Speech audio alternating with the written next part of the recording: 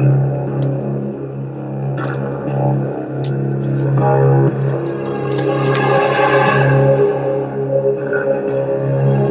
to another edition of the Paranormal Zone. I'm your co-host, Tom Spitalere, and tonight we're lucky to have Bob back with us. He's been busy doing a lot of different things. Paranormal Zone is set up so we can have people from different parts and different belief systems in the UFO, Bigfoot, paranormal, and everything else that goes bump into the night to have a voice.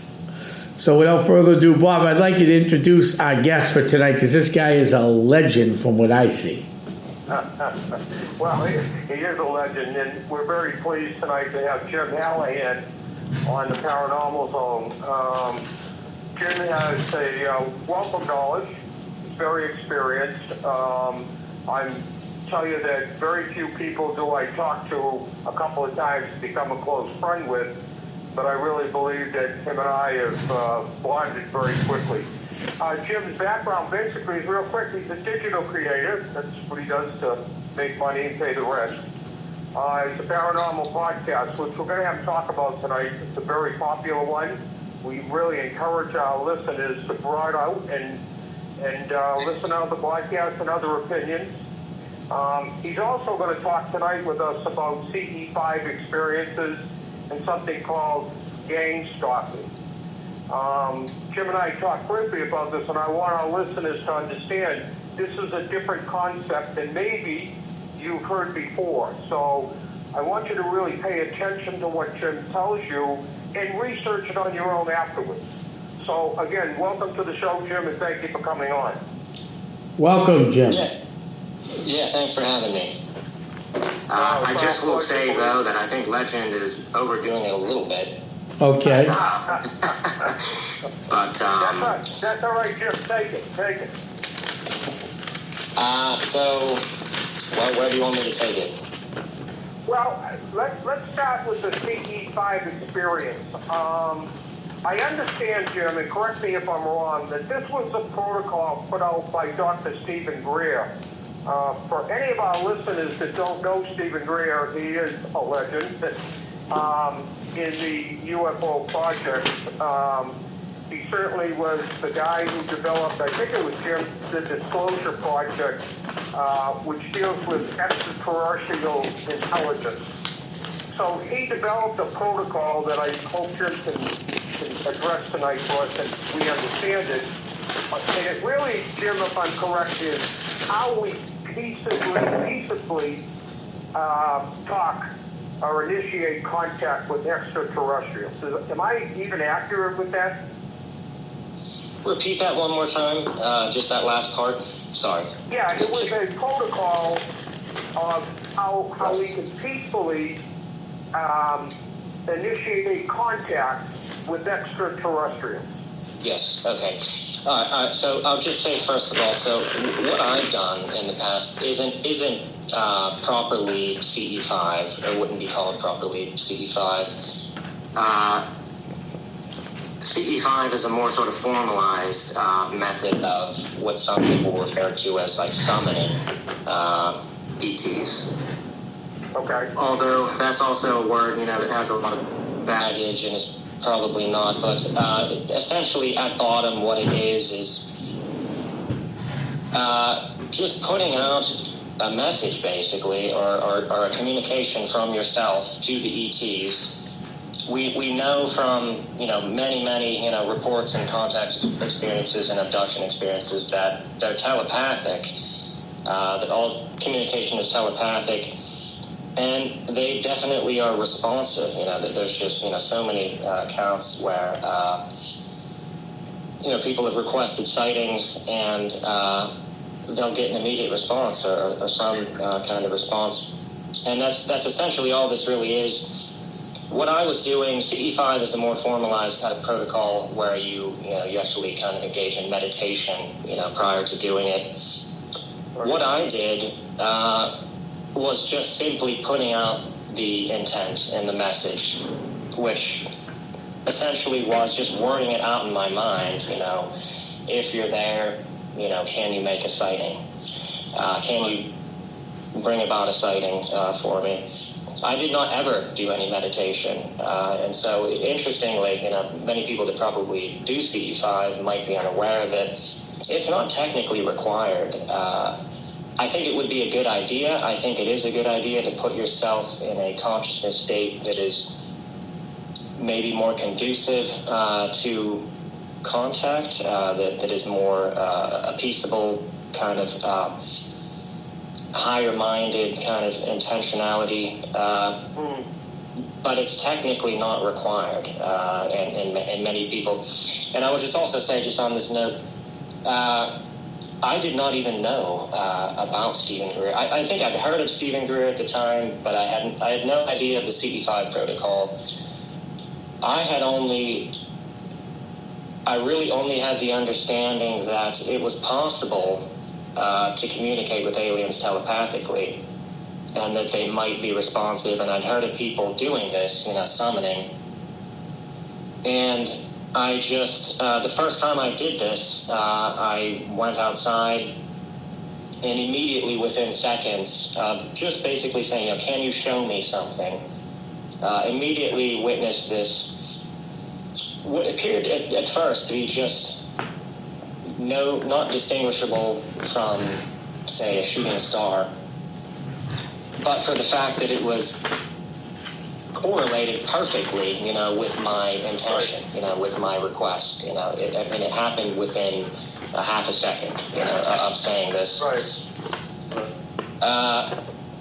Though at first, and I think typically this is the case, you still doubt, even though it was so obvious, that just happened, and you witnessed that. I kind of doubted it myself, and then night after night kept doing this and repeating the results, and eventually getting some later on really, really surprising, spectacular lights in the sky, that so much so that I thought that they would be in the newspapers. I thought for sure that, you'd be seeing this, on the local news, the next day, because these were, they eventually came to be, sightings so bright that, they would light up the entire sky. And so anyway, rambling a little bit, but so what I was doing wasn't, essentially, wasn't precisely CE5, but a kind of contact protocol that I just organically kind of figured out. Sure.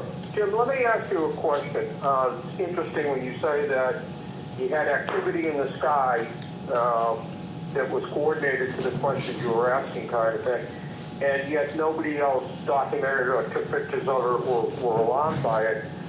In the world of paranormal, we often reach out to spirits, and what we do is we actually record it on our tape recorder. We don't always hear the answers, but we get it back on our tape recorder. Is this similar to that? In other words, you're making contact with extraterrestrials. They're signaling you, I guess, to say, we hear you, we're making communications. Is it possible nobody else sees that? To answer the first question, yeah, it is similar. I think that in the case of when you're requesting, an EVP to happen, you are it is the same mechanism. They're picking up on your thoughts, and that's how they're receiving that request from you. In the case of the CE5 sightings, no, they're definitely, to the best of my understanding, they are real lights in the sky. And the fact that I didn't hear from anyone, or see in the papers, anything about a sighting, didn't conclusively tell me that no one saw it. I'm sure that some people had to have seen it. Right. But I'm just not, I'm not paying attention to that. I honestly at the time, didn't get the newspaper or really watch the local news. So even it might have been on the news for all I know, and I just was unaware of it. But no, if you were there with me, Bob, you could discern pretty clearly that this is something that is not just within my sort of visual perception personal to me, that this is something truly external, and is out there. Whether it's physical or not, is open to speculation. I really don't know whether they're physical. However, there were some of them, a small percentage of them, that did seem to have within the light some recognizable structure or something, that seemed apart from the light or different from the light that you could see kind of within the light that may have been something physical. But for the most part, their lights, and I just want to also say regarding CE5, everyone seems to kind of have their own unique CE5 experiences. With me, I never see objects in the daytime. Right.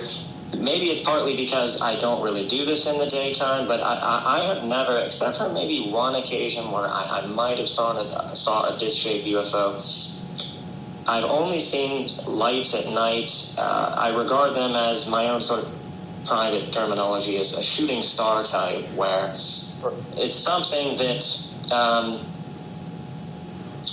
that basically I would say for the most part looks like a shooting star, except for the fact that there's just all manner of different varieties. There's different colors. Like I said, there's some that seem to have structure, and some of these,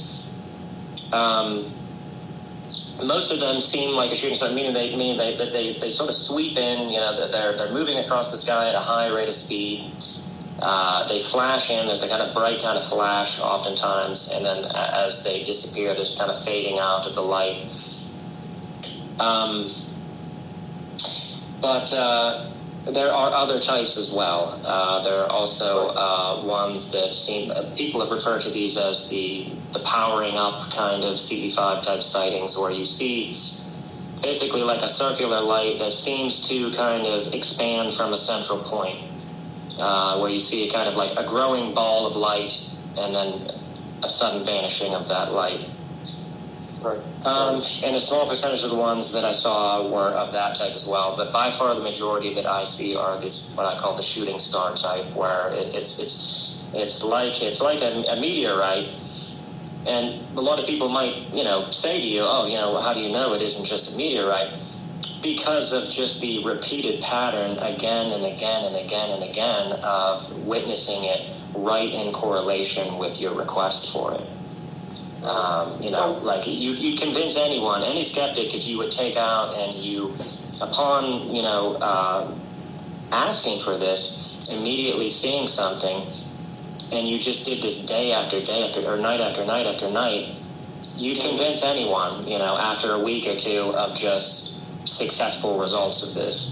And so they can't be meteorites because there's just too much of a correlation and pattern and regularity of correlation with your stated intention and request for it. Yeah, Jim, let me ask you this question. Other than visual, which I can see them responding under CE5 experiences that it would be visual, is there any verbal communications? Not verbal. Now, are you talking about in the UFO phenomenon in general or with CE5 specifically? CE5. Sorry, say that again. I think you cut out there, Bob. You said CE5? Yeah, that's okay.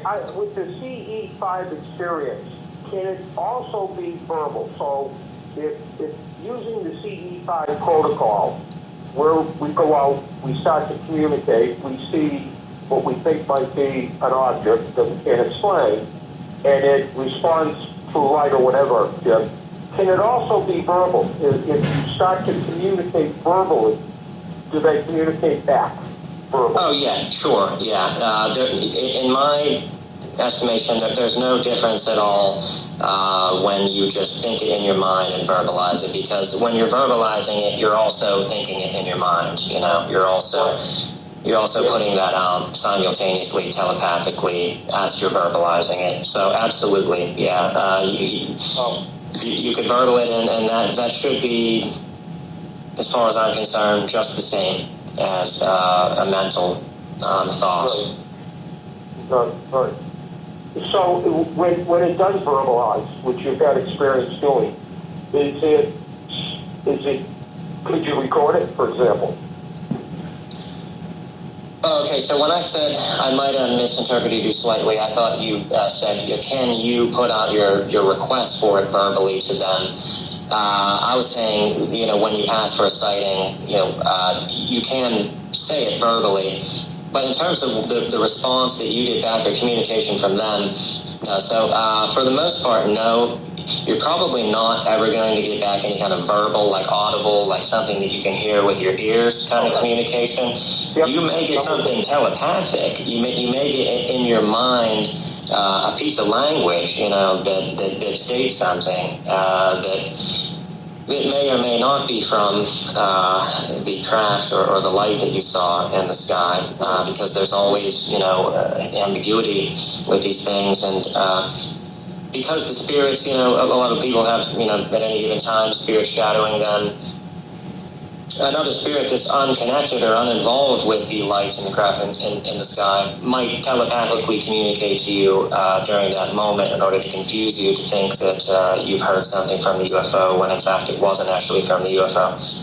Right. Yeah, you can definitely get telepathic messages from the occupants of a UFO, but I would say almost never verbal. And in fact, just in all of the entirety of the subject matter of UFO contact and sightings and abductions, there's rarely instances where there's any kind of verbal communication from the ETs. It's almost a constant. Of all the things that you could truly say are a constant with the UFO phenomenon, the telepathic communication is probably one of those. It seems to be universal.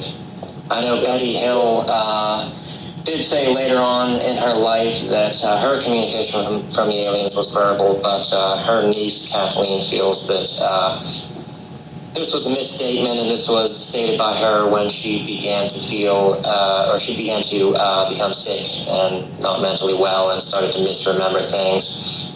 There's also Bill Uhouse, which claimed that the aliens that he interacted with at Area 51 communicated verbally. But that's like the only two that I can think of. It's just so rare when you hear verbal communication or actual audible communication. It's almost always telepathic. But anyway. Right. Well, unlike you, because I know you've experienced talking to abductees a lot more than we have, but the few abductees that we have talked to over the years seem to track to the CP5 closely, because they talk about the communications, Jim, when they were actually abducted, went onto a spacecraft, was more telepathic than verbalized. So it leads us to a conclusion, Jim, that maybe this is how, especially Gray, but this is how aliens communicate telepathically, not verbally. And that's part of the project that we're talking to you about, is that we are trying to get similarities, Jim, in abduction cases to say, okay, one of the things we see on the base sampling is they seem, 70% at least, seem to say the same thing about this particular subject. And in our sampling right now, Jim, for full disclosure, is very small. I'm talking under 10, okay?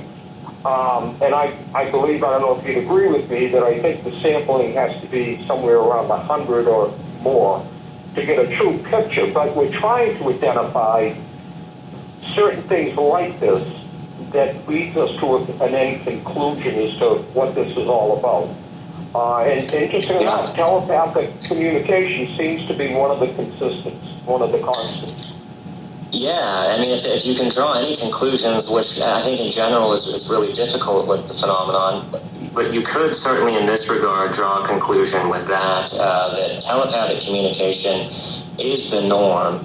It may be the norm of communication between beings at all, in the universe. I mean, all the communication between conscious entities, whether on this physical plane or other planes, might be telepathic. And verbal communication, putting out sounds or sound vibrations, which is what they essentially are, might be actually something really unusual and rare. Yeah, I would agree with that as a conclusion, that as close to a conclusion as you can draw. Yeah, right. So let's move to the next one that I was looking at, gang stalking, GANGSTOCKING, gang stalking, which the research that I looked at, Jim, kind of tells me that it's the thought of people following you, or groups of people following you, is kind of the definition of gang stalking. Am I even close with that definition? Yeah, so rudimentarily, it's much broader than that, Okay. but fundamentally it is surveillance. And if you just do a cursory search, I will just say, if you just do a cursory search, you're certainly going to find information that will give the sense that this is highly likely to be mental illness, and there's just no validity, no evidence for this whatsoever. I can tell you firsthand, though, that it is real. It is a thing, and there's a big mystery here with what's going on with this. First of all, there's a lot of people saying this. There are. I would almost say that the numbers we're talking about rival that of people who report abductions. We're definitely talking about in the tens of thousands, at least. And people, and they're not. Oh, sorry, Bob. Go ahead. Did you have a question? No. I was just saying, tens of thousands is shocking. It's a very big number. Yeah, and that is possible because this is something that is so marginalized that it's virtually getting no attention and coverage, and only ridicule and dismissal, except for the fact that I experienced it. I would disregard it as well, except for the fact that I experienced it. And so what it was with me was, and this is connected, because I will just also say that this began simultaneously to my CE5 contact sightings, and there's definitely some kind of relationship between the two. I don't fully understand yet what that is, but it began precisely at the same time. And what it was with me is something which has been specifically termed bumper lock surveillance. And that is a type of surveillance where you're being watched by people in vehicles and on foot, but they're not hiding the fact that they're watching you. They're openly watching you, and in fact, they're interacting with you in an intimidating way. They're doing things in terms of, I'll just give you an example. One of the things, and this is something that many other what they call target individuals. A target individual, just real quick, is a person who is subjected to gang stalking, and that's just a term that has sprang up to refer to the subject of someone who's being gang stalked. So what they will sometimes do, they do a lot of vehicular things, strangely, where they'll get multiple people. They'll get a guy who's in front of you driving that will slow down. You'll come upon this guy, and then there'll be another guy that's kind of come up in the passing lane on the left and is blocking you from passing the person who is slowed down in front of you. And then another person will come from behind you in a car and then essentially box you in and then slow down to a very unreasonably slow speed and then stare at you. And then the guy in the passenger lane who is beside you, and all of these people, they have these dark sunglasses, just like people typically do who are surveilling people, and they very hostily kind of stare at you and kind of give you mean mug kind of looks. And you'll hear the same story. You know, I've heard many people who have described this same tactic. So anyway, I mean, this gets into the weeds real quick, but something is happening where seemingly normal people are encountering this, and nobody is explaining anything. You know, these people, we have no real answers because they're not in any kind of uniform. They don't have any kind of identification. Some of the ones that I have seen have Freemasonry affiliated symbols and logos sometimes on their car and on their license plate in one case. But so this is a phenomenon that's happening. Many experiencers, also abductees, will report similar things. I'm sure if you've talked to abductees, you know, you hear many things about black helicopters and, you know, well, men in black, of course, but just surveillance in general, people in vehicles, you know, maybe outside their house, parked outside their house. Yep. Go ahead. If I could ask a question here, do you think, just your opinion here, do you think that these three persons, let's use your example, which I think was a good one, are these three persons aliens? Are they grays that look like us and walk like us and talk like us? Are you referring to the people in the vehicles when I mentioned about the boxing in sort of vehicular tactic, gang stalking tactic? Is that who you're talking about? Yeah, correct. Yeah, no. So these are highly likely. I mean, I would leave 1% doubt because I don't like to draw conclusion on anything. But no, these are humans. They may be. I've spoken to. I don't know if you have heard of Science Bob, the ex-CIA guy who also has a podcast and has been on. He was just recently on Jesse Michael's podcast, a really large podcast. I've been on his podcast. He claims that it's the CIA that's doing this. So no, these are people. I don't believe they're aliens. And they're doing something which seems like harassing UFO witnesses, but the strange thing is that the people that they're doing this to, they aren't all UFO witnesses. There's maybe about like 50% of them, I reckon, that just seem like normal people. You know, they're not experiencers. They haven't, been having CE5 sightings. They're not abductees. They just seem like ordinary, average people, and they're experiencing this too. And so it's some kind of human organization. It may be secret societies. It may be three-letter agencies. But we honestly don't know. We don't. That's still just unanswered. So the people that the three persons, the three cars that block you in and so forth, we don't think they're alien in nature, so that means that they've got to be some sort of an investigative group of some sort, whether it's government, whether it's black ops, or whatever it is.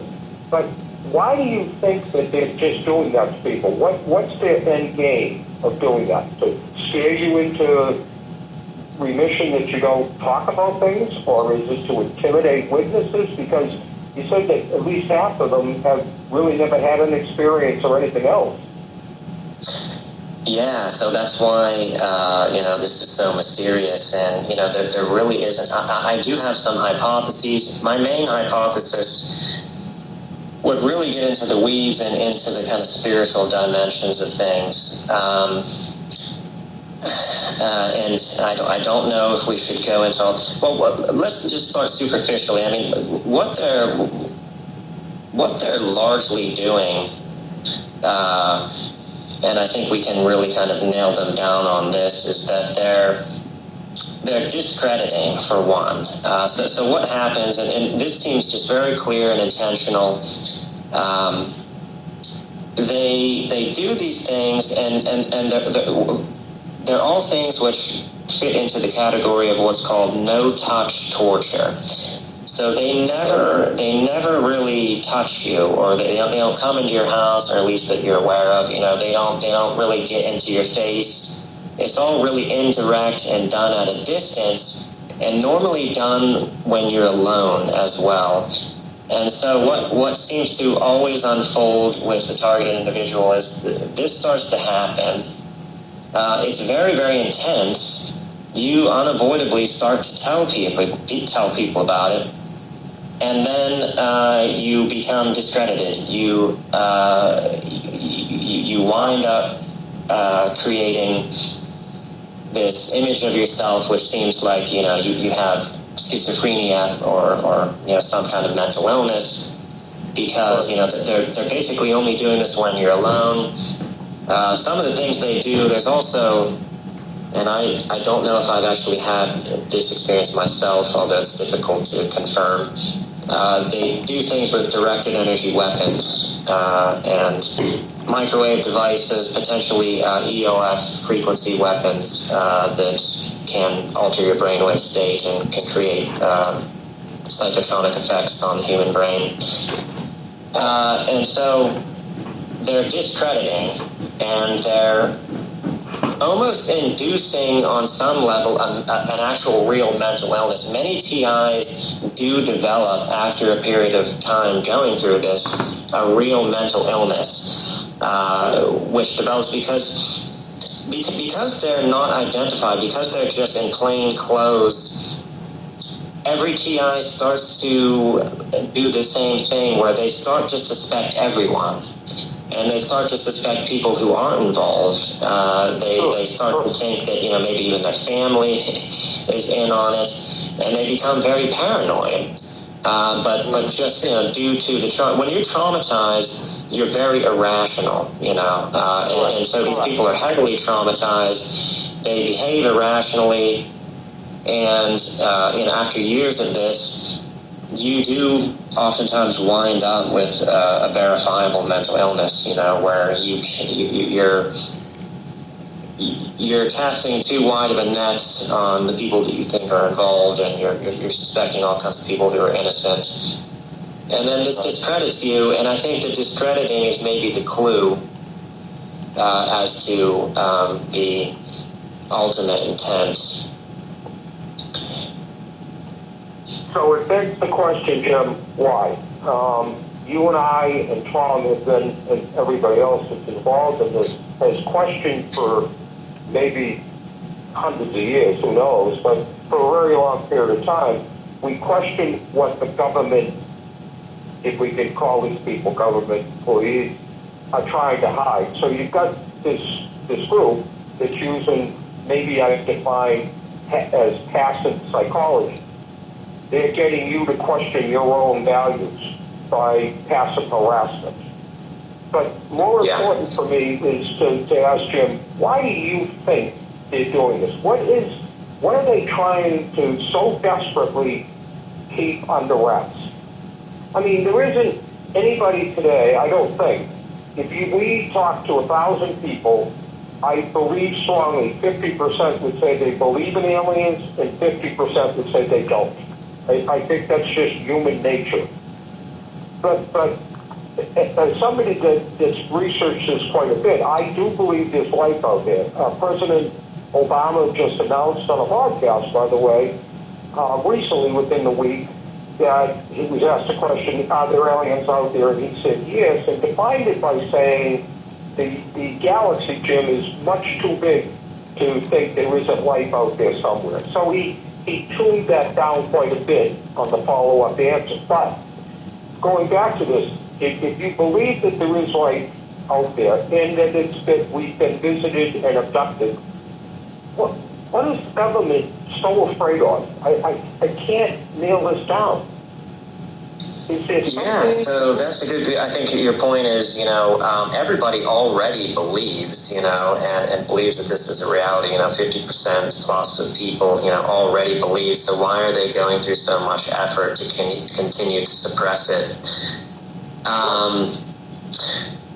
So I mean, in the case of gang stalking, it doesn't quite add up in that regard, because when they do this, in general, the person becomes very vocal and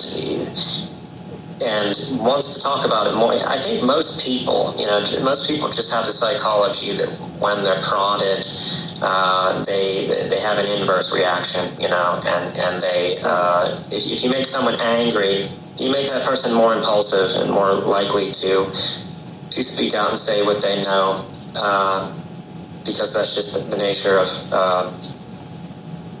that emotional state.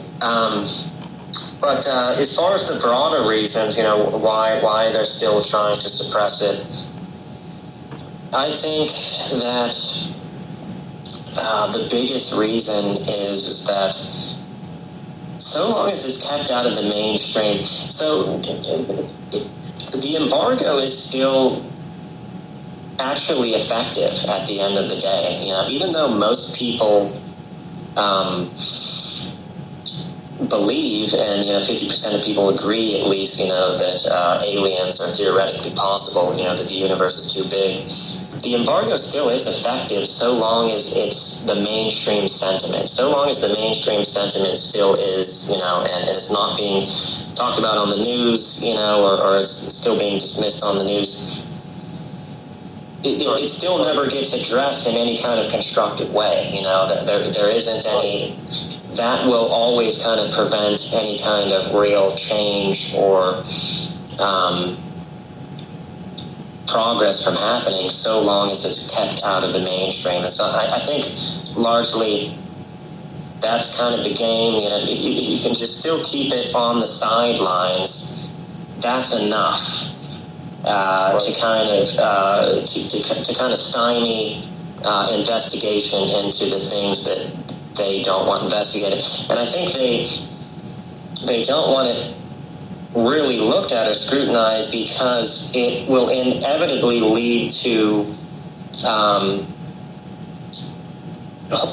really severe, significant crimes against humanity that they are culpable in. And I think that in large part that's got to be the fear, and at least one of the major reasons for suppression. It will lead to some revelatory things which will undermine public trust in a massive way, in a way that has never been seen before. It will collapse civilization, because I think what they've got up to, in these black programs is actually really, really dark. And to the extent, just for example, it may well be the case that our government on some level has sold us out and given our rights away for experimentation, experimentation on us, or potentially even hybridization programs. They may have actually literally given consent for those things to happen, and they consciously decided to stand on the sidelines and allow that to happen. And so the dark secrets are really, really dark. They're so dark that if there was public awareness of them, everything would just crumble, I think, as far as public trust in our institutions and government. Sure. And are you familiar with the story about President Eisenhower meeting with extraterrestrials and actually signing a contract of some sort with them? Are you familiar with that story? Yes, I am familiar with that story. I think allegedly he was supposed to be just going to the dentist in the middle of the night, but there was some rumors, I think from multiple sources, that that's not in fact what happened, and he went to, I forget which air base, maybe you remember, Bob, and apparently, some kind of some type of meeting, sort of congregation was held, and yeah, something may have in fact happened like that. I know that Eisenhower's granddaughter, who's currently on the scene right now talking about this stuff, doesn't believe that any kind of contract, was approved of, which gave human rights away. But there is that rumor out there, and I personally think that that's a possibility that could have happened.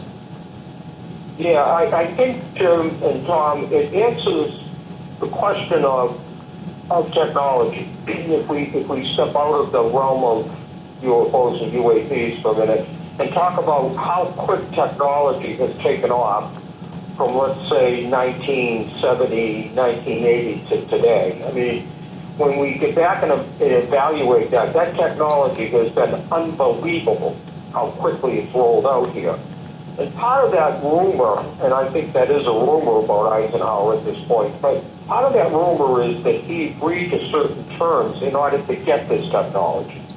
Yeah. Now, was it the technology that we then backed into it using Eisenhower, or was it Eisenhower that actually did it, and that's why we have technology today? Well, we'll be talking about that for the next 200 years. I do think, though, Jim, that the government makes a big mistake because as humans, the more people try to keep something from you, the more interest you have in finding out why. Exactly, yeah. Right? It's human nature. I know something you don't know, and it drives you nuts trying to figure it out. I mean, that's human nature. And yet Trump has recently, in the last week or so, said that he is going to release the information that they have, and maybe the stuff that came out of Blue Book and so forth, to the American people very shortly. And I think to myself, wow, so we've gone very quickly, Jim, from let's keep this silent. This is, remember Orson Welles? I don't know how old you are, but Orson Welles did the War of the Worlds. Talk. War of the Worlds. Yeah, and people actually were listening to radios back then, thought this was real, and there was some talk, some suicides and everything else over it. So it's interesting to me, Jim, to hear these kind of things, which, by the way, this is the first time that we've really talked, Tom, on this show about CE5 and other things like that Jim has brought forth to us. And it's so interesting to me because it's a whole new area for us to look at. But it goes back to what are they trying to cover? And is the president now going to release this earth-shaking, shocking information just out of the blue all of a sudden, when back 100 years they haven't released it yet? So, I'm interested in your opinion as to, do you think that will come out under the Trump administration? I feel extremely dubious present day. I did when he just recently got elected. At first, I held out some hope that maybe the forces overarching the Trump administration, because I personally do feel there are higher echelons of power above the levels of the presidents and prime ministers of the world. I initially held out hope that maybe there was some... I apologize, I had a call come in. That's all right, no big deal. It's okay. That's all right. I initially held out some hope that there might have been some authenticity to the proposed disclosure. Yep. But I'm just extremely dubious at this point. I think whatever he has stated that he intends to release whenever this happens, as far as what he put out in that message on Truth Social, I think it's very, very low probability that that's going to be anything truly authentic and in line with what we would want real disclosure to be. I think the pattern so far from the government has been just smoke and mirrors, again and again and again and again. I would be really, really surprised if what they release doesn't have some agenda attached to it, that there isn't some ulterior motive. I think maybe what's happening is that they do have to say something because public awareness is, I think, reaching a threshold where they can no longer play the same game anymore that they have been, as far as just denying, and I think they have to acknowledge the phenomenon, but I think that they're going to only acknowledge really, really superficial things. So, and I think they're going to keep us in a sort of superficial level where, like, if you've noticed, just speaking of abductions, all of these, sort of people in the mainstream, like, say, Lou Elizondo, et cetera, people on that level. Right. They don't really talk about, they kind of stay in this very kind of superficial layer and never really get into, let's say, the abductions, which is surprising because, those are the contact encounters where there's communication happening, there's knowledge, being exchanged, lots of information, that you can really draw a lot from as far as intentions and their technical capabilities, how their craft work. There's so many answers and really valuable items of information that can be obtained this way, and they're just ignoring all of that. And I think that that's really, really suspect that they're doing that. And I think whatever is released is going to be something that maybe releases a little bit of pressure. This might be on some level a kind of pressure release tactic, or it could be to divert attention. I know a lot of people think, Trump is just doing this purely for political reasons. He's under fire right now over the Epstein files, and this is, just a perfect distraction, from that. I personally think it must be deeper. I think that the powers that be that manage the extraterrestrial issue, they would never just let Trump just on his own accord, decide to release things that they didn't want released. They definitely have the power to stop that. I think that MJ12 and these organizations that manage this, they have ways and means, they have levers that they can execute at will that will shut something down or will really throttle it to the point where it's not meaningful. Anyway, so that brings me to two interesting points, sir. All right. So the first one was taken. It'll be kind of silly, but it was taken out of a movie. Okay, about this secret other organization. Okay, that goes higher than the president. Remember in Independence Day, the first movie, they're in the bunker. Yeah. And he says, how come you never told me about this? And he goes, well. And Mr. Nowicki, Nazinski, or whatever the heck his name was, he was the one that ran the underground bunker. So he goes, and then the guy's father goes, and I forget the actors' names, but he goes, what do you think it was, $500 for a toilet, $300 for a hammer? What do you think the money went to for that? Funding organizations like this. And then that's when he got fired, the guy did, by the president. Oh, you can't fire me. Well, he just did. So, yes, I firmly believe there is another group out there that's deeper than even the Men in Black. That goes even deeper than that. So, that's my first thing. And the second thing is, when these files were first released, a couple years, under his first term, so it was at about almost 6, 7, 8 years ago now. What I was what I was expecting to see, sir, out of this file, and correct me if I'm wrong, if this would have helped anything. So we know all about the Benny and Bonnie Hill story. We know about all these big sightings, right? But what I was hoping to get out of this release file was, as a researcher in everything, was there anything before Benny and Bonnie Hill up there in New Hampshire? Were there sightings before that day and after that day? Same with the big sightings in New York. Same with Roswell. Now, what I do know is, from looking into things, there were some sightings before Benny and Bonnie Hill and after Benny and Bonnie Hill.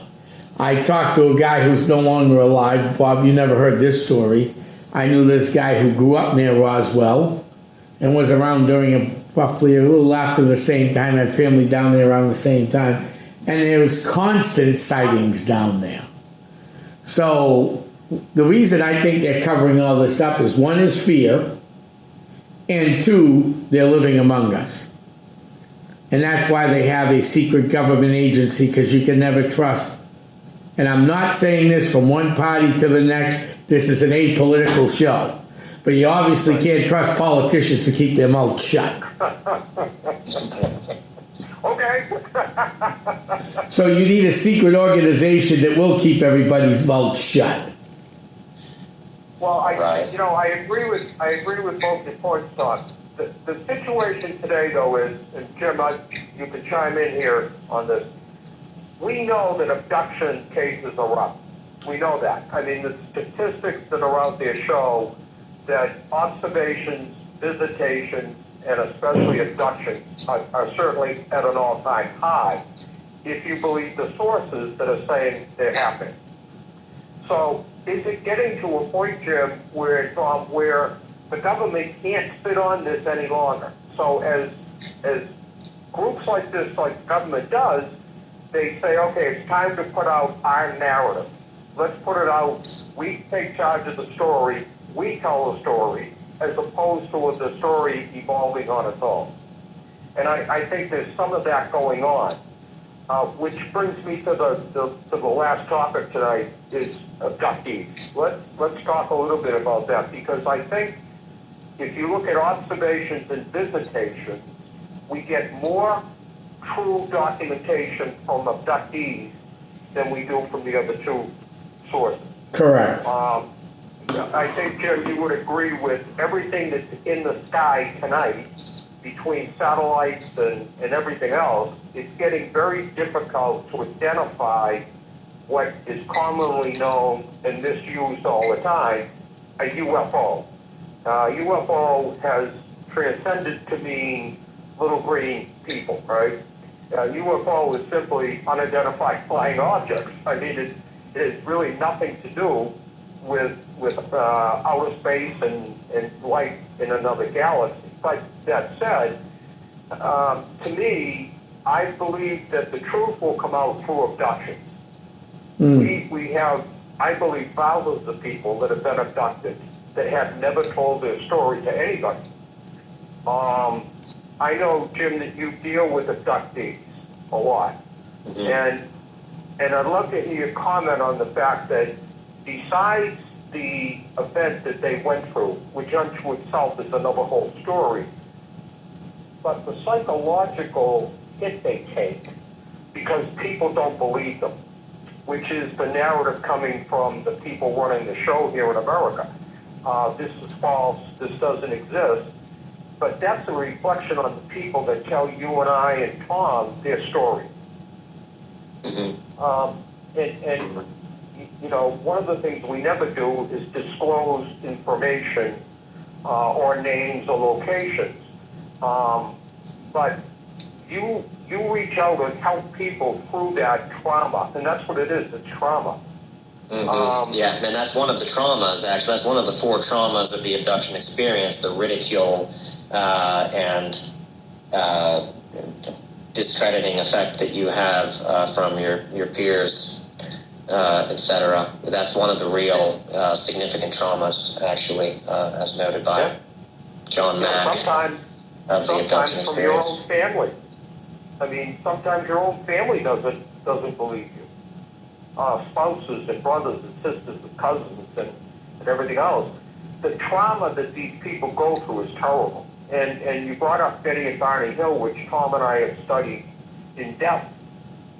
There is no doubt, at least in my mind, that Betty and Barney Hill proved that abductions are real, aliens exist, and they're abducting people. I don't see how anybody that studied this and knows some of the evidence can say that those two people made up this story. I mean, I say to people all the time, you need to read about it, research it, and come to your own conclusion. But I'll tell you, Jim, I don't know if you'd agree with this, the abductees that I have talked to over the last 2 or 3 years, their stories are very difficult not to believe, frankly. I've never been abducted, so I don't have that base experience, to be able to listen to somebody and say, well, I'm not sure I'm buying into that.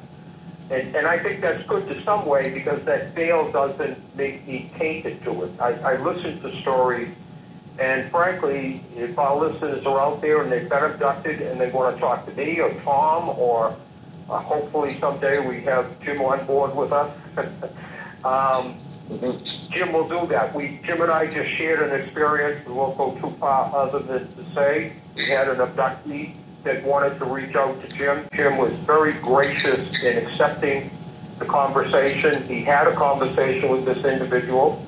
The individual only told me in feedback how helpful it was, and frankly, to your credit, Jim, how professional and how compassionate, which is just as important to me, that you were to this abductee. So I want our listeners to know that I thank you very, very much because this particular abductee was a personal thing with me, and you helped them tremendously. So I know you do a lot of that, but again, it goes back to the trauma that these poor people are going through, and somebody has to step up and help them. Exactly. Yeah. That's why that it's just so warranted to, whoever it is and whatever their experiences were, that you've got to extend that help to them because we have in society, in our civilization, we have no resources at all, for these people at all. There's no place, there's nobody that you can call. You can't call the police. If you're getting abducted by aliens, you have nowhere to go to, and that's really, really scary. That there's no helpline. With all of the safeguards we have in our society and protections, there's nothing to help you with that problem, and so it's just a duty that is really, really necessary for people to stand up to, in my opinion. Well, to your credit, you're trying to change that, and I admire you for that. There's nothing, in my opinion, there's nothing better than trying to help people that have no avenue to go to, whether that's financially or physically or psychologically, it doesn't matter. These people have nowhere to turn to. And as you point out eloquently, they have no organization to go to help them through this maze of confusion. And one of the things we see, Jim, so far in our project is people aren't abducted once or twice. They're abducted at about an average age of 10 years of age, a little older, 12. And it continues through their life at different levels of once, twice, 5 times, and so forth. Now, again, what Tom and I have is a very small sampling. So we try not to go out on a limb too far with what we've heard so far. But I think as our project evolves, we're going to see hundreds, hopefully thousands of cases that we can draw better conclusions to. And hopefully someday, Jim and Tom, through your efforts and your hard work, these people will eventually end up with some organization that can get in and help them. We can only pray for that. So, Jim, listen, you've been a great guest. I had no doubt you were going to be. Let's give you an opportunity to tell our listeners about your podcast and where they can hear it. We offer all of our guests this service. If you would like our listeners that are listening to this podcast contact you directly, we encourage you to give out your information now. If you prefer to have them come through us, then we'll screen them and forward them to you afterwards. We offer you that service. So which way would you prefer to do it? Either or. They can contact me directly. My Okay. email Do you prefer is. email? Sorry, say again. Do you prefer email? I guess so. I think that would be maybe the easiest way. I mean, they can maybe find me on Facebook. If you maybe search my name, Jim Hallahan, Hallahan, and then you type in Paranormally after that, which is Paranomally, you'll probably find me. Okay. But just in case, my email is also Jim Paranomally podcast@gmail.com. They can reach me there, or you can reach out to Tom and Bob, and they can put you in touch with me. And my podcast is Paranormally Beyond Disclosure. And it's a weekly podcast, and we're on YouTube, Rumble, X, all the Spotify, the major platforms. And yeah, feel free to check out. Yeah, that's Paranormally Beyond Disclosure. Paranormally is a mix of the words paranormal and anomaly. Right. And Okay, so definitely check us out. Yeah, Tom and I challenge our listeners to research this, to go listen to your podcast. Be open-minded to what you're listening to. There's brand new ideas coming out. Jim is on the cutting edge of a lot of this stuff. So believe me, you're going to enjoy the podcast. YouTube, Spotify, there's a lot of ways to see it. I would say this, Tom, that we'll give our guests the opportunity. If you didn't write down this information, you can contact me at paranormalnh@yahoo.com. Pretty simple, no caps, no spaces. paranormalnh@yahoo.com.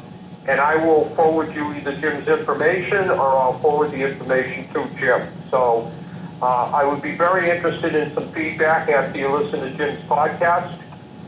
It's weekly, so get on it tomorrow, listen to it, give me some feedback, and I'll give Jim some feedback. So, Jim, thank you so much for coming on this evening, and your time was excellent. You did a great job, by the way. Thanks, Jim. We enjoyed Thank it. you. Yeah, thanks for having me on. I really appreciate you having me on. It's been fun. Oh, listen, it was our pleasure, and I want to make you aware of it, that we are working very hard to get you to join our group. Yeah, I'm very interested in learning about it. I know basically nothing so far, so yeah, we should have a phone call sometime, and yeah, I'm interested for sure.